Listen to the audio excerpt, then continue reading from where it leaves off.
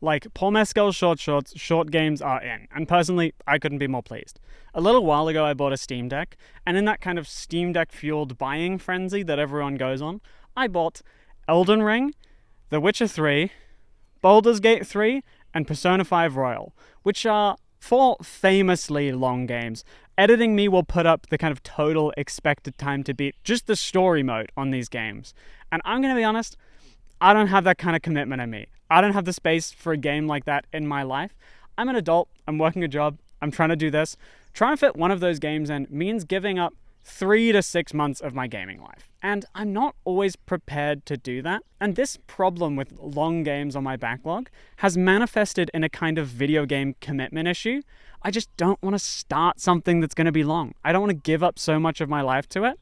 And it means that I've developed an addiction to howlongtobeat.com. I don't know if anyone else uses this website, but I check it all the time. Every single time I'm considering buying a game, every single time I do buy a game, I check How Long to Beat to see how long it is. I like to know. I like to know what I'm getting into. I'm always preferencing shorter games over long games because I know that I can fit more games in. I don't know if this is a good way to be engaging with games. I read a lot of books and I like being able to see how much of a book is left. And I think checking How Long to Beat is kind of like that for me. I'm always missing that with games. It just helps me set my expectation while playing them. But it does mean that if something's long, I'm just not playing it. And because of that, the advent of the short game really works for me. The more games that I can get through, the better. I think I'm at a point in my gaming life where I feel like I want to experience more things. I want to keep up with the conversation. I want to play a wide variety of games. And because of that, it's certainly easier when those games are short. I feel like I can get through more. I can have more to talk about. I can have these more interesting experiences in these bite-sized packages. But it did get me wondering, when did games get so long? And after such a lengthy period of long games, why have short games come back in the way that they have? Guys, do you like my Korok mug? It's cute, isn't it? I've got some tea out here. I hope there aren't any bugs in it. If we look back at the PS2 generation, this generation is defined by short games in large part. If you look at stuff like God of War, Devil May Cry, Resident Evil, a lot of the games that were really on top, a lot of them are short, skill-based action games. And I think that makes sense. These games have an exciting story, they pull you in, they're cinematic, they really show what games can do. And I think that that was really what was kind of being made, especially by a lot of Japanese studios like Capcom in that era, which really did define the tone of that generation. But there's one exception to this, a very obvious exception, which is Grand Theft Auto. Grand Theft Auto 3 blows the whole game wide open, and everyone's kind of scrambling to catch up because it's a kingmaker. It is a console generation definer. The Grand Theft Auto trilogy on PlayStation 2, and I guess it was ported to Xbox, but mostly on PlayStation 2, was really the game of that generation. Because if you hadn't played something like that before, the idea that there was a game that was a complete world, that was just something that you could explore, is very exciting, especially if you are a kid who gets 1 or 2 games every year at their Christmas and birthday. Because not only do you get a kind of linear story game, but you also get a giant playground that you can just mess about in. From a value perspective, it's pretty great, especially when we're talking about a generation where access to games is more limited than ever. You know, if you were a gamer at the time, you had what games your family bought you, what games you could borrow from your friends, and the 1 or 2 levels of something you got on a magazine demo disc. The idea that these games were huge isn't really a surprise, but I think it takes until the next generation for this effect to really catch up. Because when we hit the PS3 and 360 generation, there are a lot of great, shorter, linear games, but it's defined, the big, heavy hitters are open world games. This becomes the era of the open world game. If you look at the kings of that generation, arguably, I would say that it is Skyrim and Grand Theft Auto 5. I say this as someone who works in a retro video game store, and aside from Wii Fit or Connected Ventures, the kind of casual blue ocean strategy stuff, the games that we see the most of are Skyrim and Grand Theft Auto 5. We get them traded in multiple times a day. They're just huge. They were everywhere, and they are 100-hour games. And I feel like part of the appeal of these games was that idea that you could just play them forever. And I think we're still in that era of limited access when something like Steam hadn't really caught up. There wasn't this huge retro video game market where a lot of gamers are still quite young. where access to games is super limited. If you get Skyrim, you're set for life. The number of people who have 1,000 hours in that game, it's great. I think the idea of a game that you could play forever really did resonate with consumers. After this point, everything becomes open world. It's madness. Even historically linear series like Metro have an open world entry. And I'm not going to diss Metro Exodus, but Metro was a linear shooter. That was very much part of its DNA. And this is a change of direction. Everything becomes about expansive worlds, how big the world is, how many hours of content. You see it in some of the promo of these games. If you look at a 360 or PS3 copy of Assassin's Creed, they will often have a little banner on the box that says, bonus 60 minutes of exclusive content.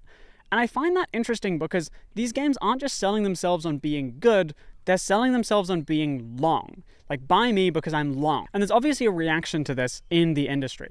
We see multiplayer games that are built to hold people's attention for a long time, to provide you a lot of value. Open world games that give you these huge worlds. But at a certain point, publishers do start to wonder, if I'm holding your attention for this long, can I not monetize your attention for longer? I think that there is a straight line between the popularity of open world games and the live service genre, when gaming becomes not about just selling you a game, but capturing your attention. I think this brings us into this idea of the forever game. Something like Destiny became this like golden goose, where some people just have a forever game that they're always spending money on, and you've just captured them, you've held them, and you've monetized them. And those games can be fun for some people. There are obviously people who love Destiny, and the idea of having a live service game that is appropriately monetized, that you go back to a lot, I mean, it's not for me, but sure. But the level to which the industry chased this was madness. Everyone was trying to make a game as long as possible and to have it eke as much money out of you in that time as possible. We're talking DLCs and season passes. Like, it was crazy. This leaves us in an interesting place in the industry where people are overwhelmingly playing old games. I think it was, what was the number? I saw this in a PC Gamer article. I'll need to link the actual thing. 92% of hours played on Steam are from a game that is 2 years old or older. And 67% of hours played on Steam are from a game that is 6 years old or older. But it makes sense.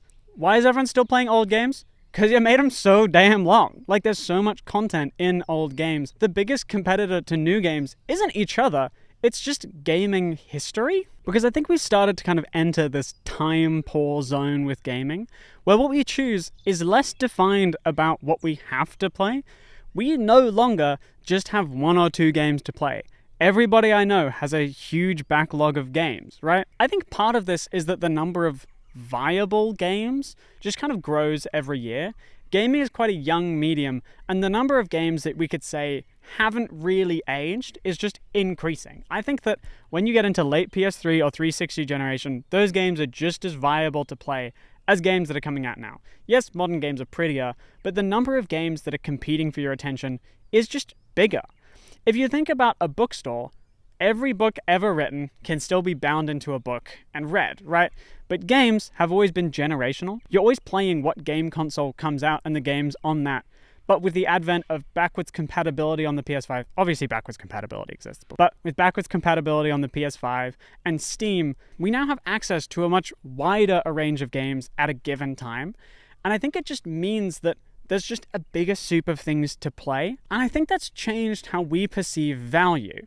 Because it used to be that we would want to get our money's worth out of a game. People would talk about dollar to hour ratio, as though we're like scraping for every penny out of our games. But I don't think that's how we play games anymore. If I wanted my money's worth out of games, I would dive into my backlog. Like, I have a ton of games in there. If I was concerned about money's worth, I wouldn't be buying new games. I've still got so much to play. Now, what we want from a game is something that can hook us at all. That's what we're willing to pay for.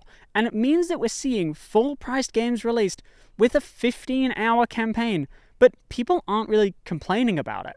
Because what I want more than anything is a game that's going to hold my attention. A game that's going to stand out next to the rest of them. A game can give me 100 hours of mid. Why would I want that?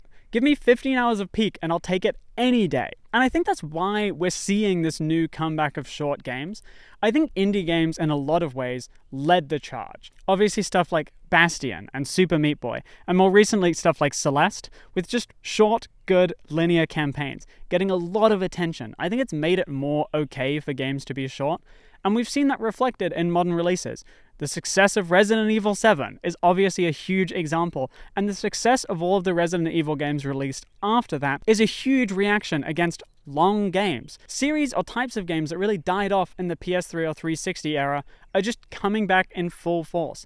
These shorter games, these more action-focused games, these more skill-focused games are fully back in, and I'm so down for it. Just to list some examples of short games that I've loved recently.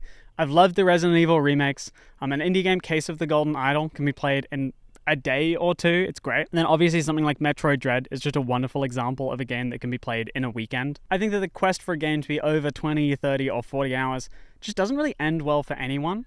It pushes developers to do something that makes their game worse, but they feel like they have to because it's what consumers are asking for. Having additional content and modes that can stretch out the game if you want to. I think Mercenaries mode in like the Resident Evil 4 remake and Resident Evil Village are great examples of this, of some way that you can spend a lot more time in the game if you want, but the story mode is kind of just shorter. I'm fully on board with short games. If you have any favorite short games, absolutely drop them in the comments and I'll be sure to check them out. Guys, I've been so worried about getting sweaty. We're coming into spring in Australia, and man, I've been worried about getting sweaty pits this whole time.